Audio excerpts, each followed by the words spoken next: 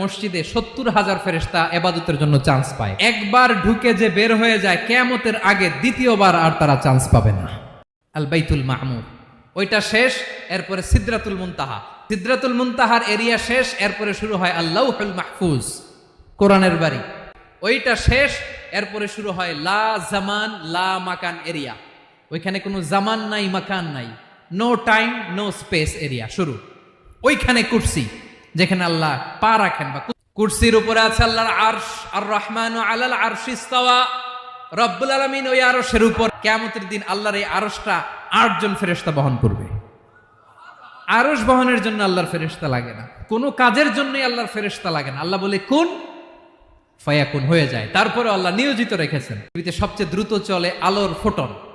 আলোর ফোটন 1 সেকেন্ডে চলে 3 লক্ষ কিলোমিটার। কয় লক্ষ কিলোমিটার? 1 ঘন্টায়